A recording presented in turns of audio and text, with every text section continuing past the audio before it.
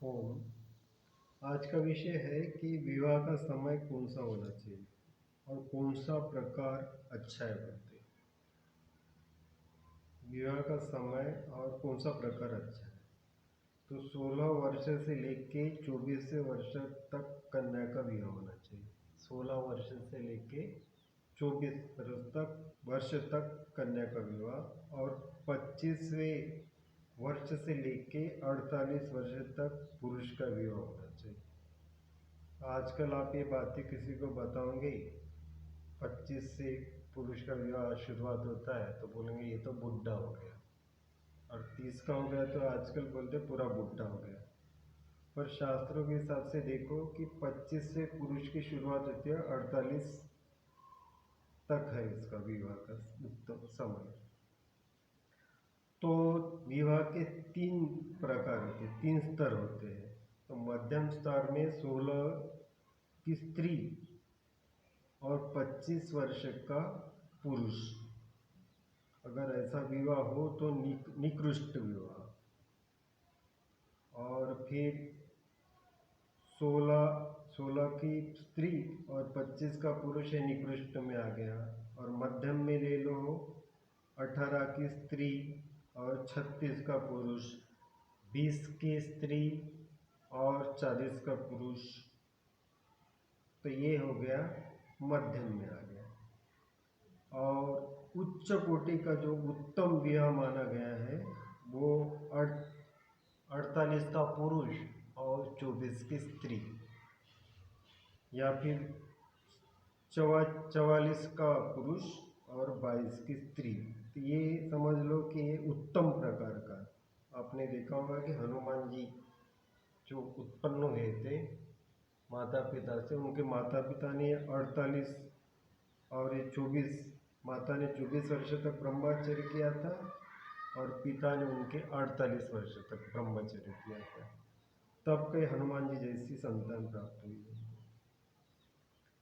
तो इस प्रकार से पहले गुरुकुल में शिक्षा लेके उतने साल तक, जैसे 25 साल तक पुरुष कम से कम ब्रह्मचर्य करता था और स्त्री 16 साल तक कम से कम ब्रह्मचर्य करती थी।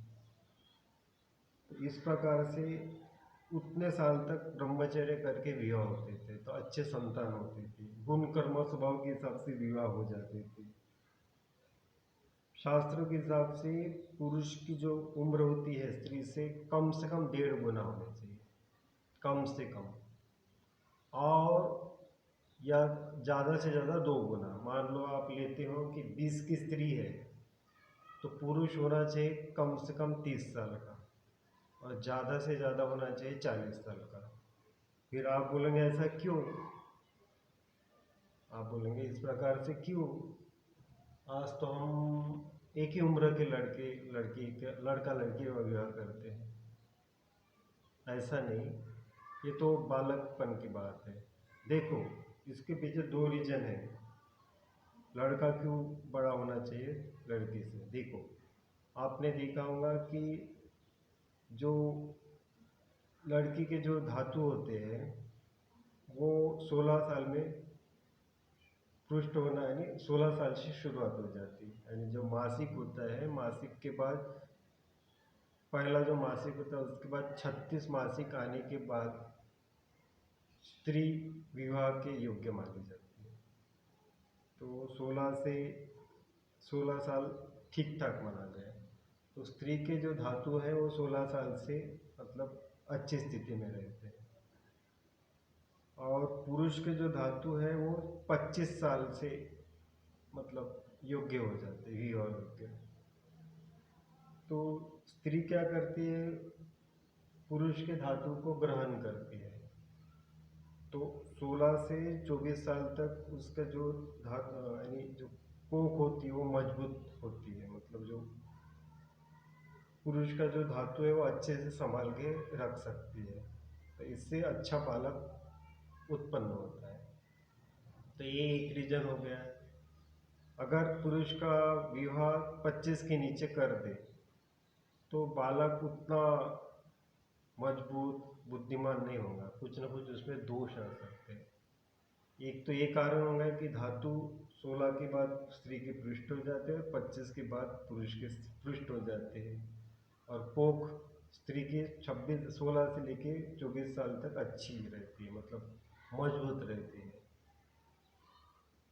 फिर दूसरा कारण ये है, जैसे ले लो कि मान लो पुरुष है 30 साल का, मतलब 1.5 गुना ले लो, और स्त्री है 20 साल की।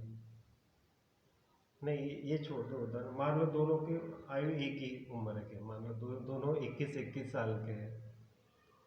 तो जब वो वृद्ध होंगे तो स्त्री जल्दी, मतलब स्त्री की जो रचना है वो थोड़ी जल्दी वृद्ध हो जाती है।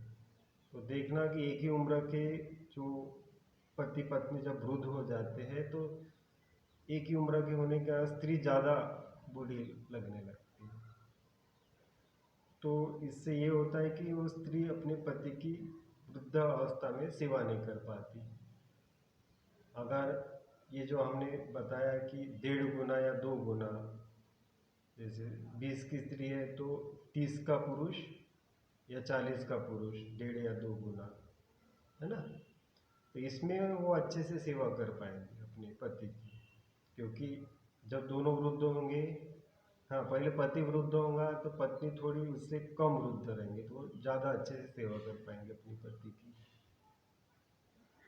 फिर अपना उसका पति वृद्ध होके वो ऊपर चला जाएगा, मतलब मर जाएगा। तो फिर स्त्री वृद्ध होंगे तो उसके जो बच्चे हैं वो उसको फिर पालन पोषण करेंगे। ये दो इसके पीछे कारण है। तो ये कारण आजकल के लोग नहीं समझते। उनको लगता है कि पुरुष 25 का हो गया तो बुढ़ा हो गया, मतलब शादी के बाहर चला गया, नहीं विवाह के अयोग्य हो गया। और 30 हुआ तो समझते कि ये तो पूरा आउटडेटेड हो गया। तो इस प्रकार से समझना चाहिए। अच्छा, ये हमने जो जिस प्रकार का यानी जो ये बताया है उम्र, ये तो अच्छे ब्रह्मचर्य में रह के करना पड़ता है। जैसे बताया ना 24 की स्त्री और 48 का